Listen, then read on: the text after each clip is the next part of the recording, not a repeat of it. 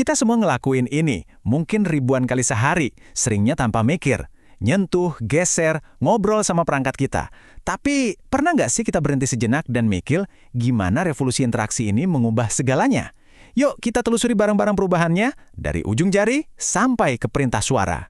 Coba deh ingat-ingat lagi sensasi pertama kali ngelakuin itu. Cuma geser layar buat buka kunci HP. Rasanya kayak sulap kan? Tanpa kita sadari, gerakan yang intuitif itu bukan sekedar fitur baru loh. Itu adalah awal dari sebuah revolusi besar. Yap, gerakan sesimpel itu ternyata lompatan besar dari era perintah teks yang kaku dan ribet.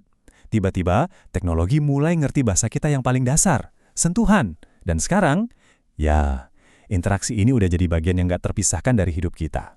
Oke, jadi dari mana sih semua ini berawal? Jawabannya, dari revolusi sentuhan. Inilah momen ketika teknologi yang tadinya rumit keluar dari laboratorium dan masuk ke genggaman miliaran orang di seluruh dunia. Inti dari Touch UI ini ada konsep keren yang namanya manipulasi langsung. Gini deh, biar gampang. Kita nggak lagi nyuruh kursor buat ngeklik sesuatu. Kita langsung nyentuh dan mindahin ikonnya seolah-olah itu benda fisik beneran. Inilah yang bikin semuanya terasa alami dan gampang banget. Tentunya, desain sentuh yang bagus itu bukan cuma soal tampilannya yang keren. Tapi ini soal menjawab pertanyaan-pertanyaan simpel kayak, jempol saya gampang nggak nih buat neken tombol itu? Ikonnya cukup jelas nggak biar nggak salah pencet? Semuanya tentang ergonomi dan kejelasan visual biar kita nggak frustrasi.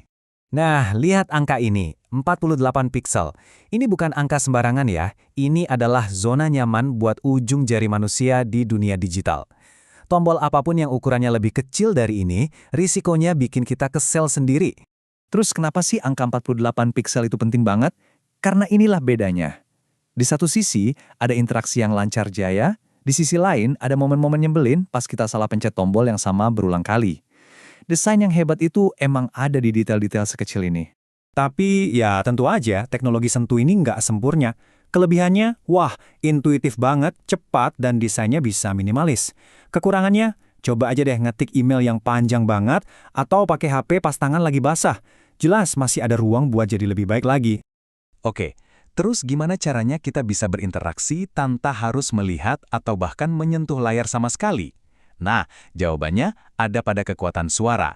Kalau sentuhan membebaskan kita dari keyboard, suara itu membebaskan tangan dan mata kita.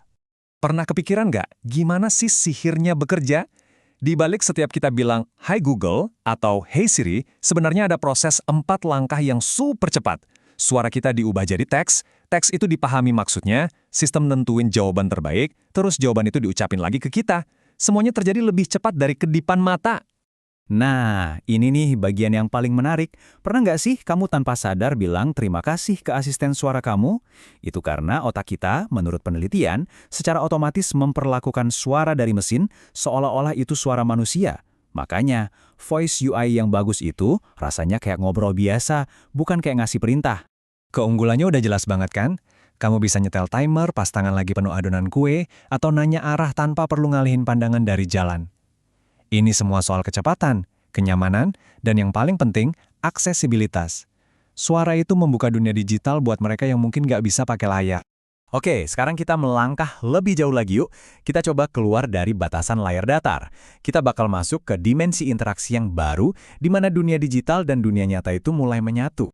Biar nggak bingung, kita bedain dulu ya, augmented reality atau AR, dan virtual reality atau VR. Gampangnya gini, AR itu kayak kita nempelin filter digital di atas dunia nyata. Kamu masih di sini, tapi ada tambahan lapisan digitalnya. Nah, kalau VR itu beda lagi. VR membangun dunia yang sama sekali baru dan naruh kamu di dalamnya. Jadi yang satu memperkaya realitas, yang satu lagi menggantikannya. Jadi kapan sih AR ini paling berguna? Coba bayangin situasi di mana kamu butuh informasi tepat di tempat kamu berada. Misalnya, seorang mekanik bisa lihat diagram perbaikan melayang di atas mesin, atau kamu bisa lihat review restoran cuma dengan ngarahin kamera HP ke gedungnya. Itulah kekuatan AR. Terus gimana dengan VR? Wah, kekuatannya itu menciptakan pengalaman yang total. VR bisa bawa kamu ke tempat yang mustahil kamu datengin, atau nempatin kamu di dalam simulasi yang terlalu bahaya buat dicoba di dunia nyata. Contohnya melatih seorang ahli bedah tanpa harus ada pasien yang berisiko.